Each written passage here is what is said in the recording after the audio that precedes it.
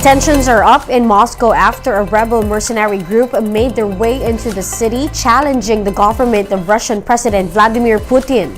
The rebel troops have halted their advance, but it's still unclear whether this puts an end to possible hostilities. The ACT Teachers Party list is denouncing the alleged profiling activities being done by the Education Department. DepEd had since denied that its latest memo was intended to target members of the Alliance of Concerned Teachers. Rainbow flags up. We'll take a look at the different festivities for Pride Month later on.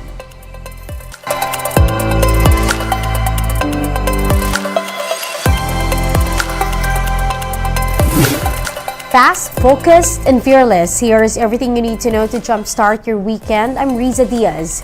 The ACT Teachers Party list remains unconvinced of Education Department's motive following a controversial memo seeking a list of teachers affiliated within the group.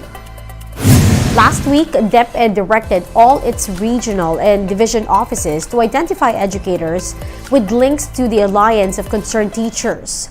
DepEd has since denied that the memo was for profiling purposes. The department says it's only meant to consolidate data on teachers who are using their automatic payroll deduction system. But for ACT Party List Representative Franz Castro, there's no reason why DepEd should zero in on their group. Ito ay panusot lang ng DepEd dahil malinaw naman doon sa inilabas na memo ng Office of the Operations ni Undersecretary Redsi Escobedo na zero-in doon yung act. At wala itong nilalagay na ano yung reason nila, bakit na kinukuha nila yung listahan ng mga teachers na kabilang sa act na under APDS.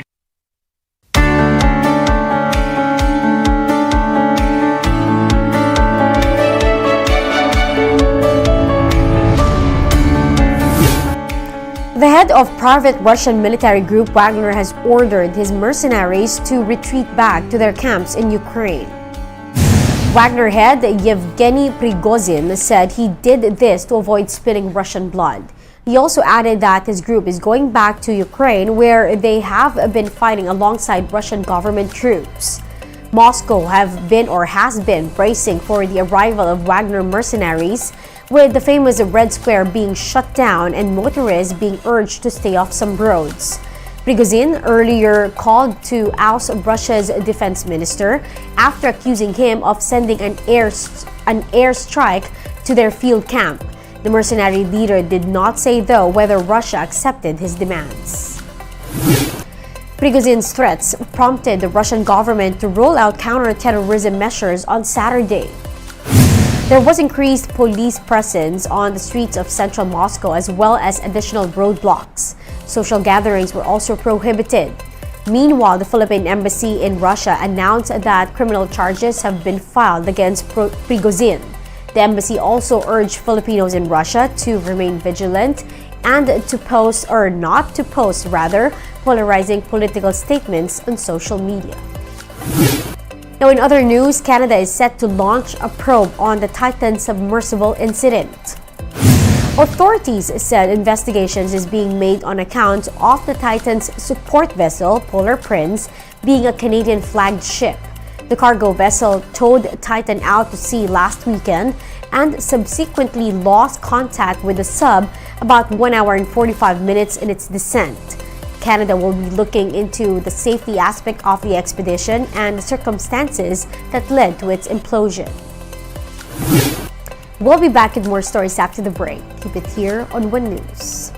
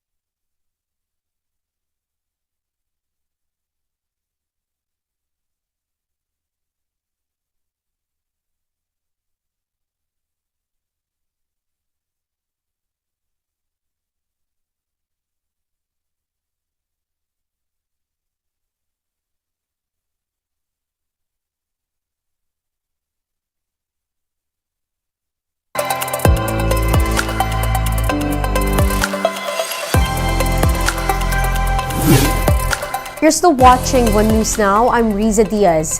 The Finance Department wants to impose taxes on junk food and sweetened beverages to provide more funds for the government. Mobile journalist Pamela Vasquez with the report.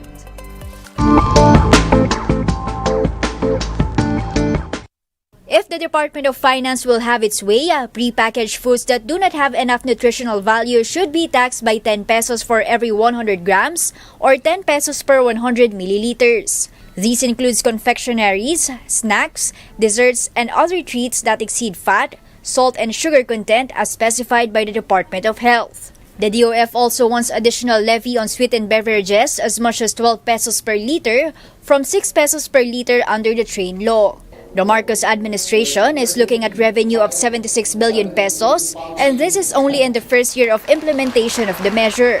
Aside from additional funds for the government, the imposition of new taxes is also aimed at curbing the citizenry's appetite for unhealthy food. The proposal is meant at cutting junk food consumption in the country by 21%. That could in turn prevent diseases and disorders from poor diet like diabetes, hypertension, stroke, and obesity. Pag mas mataas kasi yung mga ganyang diseases, mas mataas din po ang requirement ng national government to care for the population. So I think it makes sense.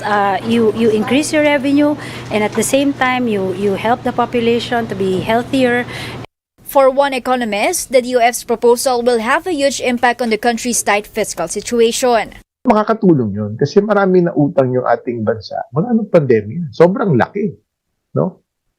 May 6 trillion so far since 2020. Social economic programs likewise stand to benefit from additional taxes from junk foods. However, the recipients of the fund could just be the same population that will bear the brunt of more expensive salty and sweet products. Many poor families rely on the cheaper salty food items like noodles for meals, while thousands of them also hawk salty and sweet snacks in the streets for livelihood. It is not yet clear when higher taxes for junk foods will kick in, but the government wants to get the measure going by way of legislation and implemented as soon as possible. Mobile journalist Pamela Vasquez, we are One News. Meanwhile, thousands of LGBTQ plus members marched in various parts of the country on Saturday in celebration of Pride Month. In Quezon City, the festival is themed Love Laban, a celebration of the fight for all in all forms and ways. There were several activities including Pride Expo and Pride Night. The Quezon City LGU also launched a Right to Care card for the community before the event. The card allows them to legally decide for their partners on healthcare matters. LGBTQ plus members also held their rainbow flags high in Makati City. Their theme, Tayo ang Kulayan, Samut-saring Lakas, Sama-sama sa Landas. The event aims to provide empowering spaces for the members of the LGBTQ plus community. Some musicians and drag queens also performed in the event. Rainbow colors also filled the streets of Baguio City as they held their first large-scale Pride event on Saturday.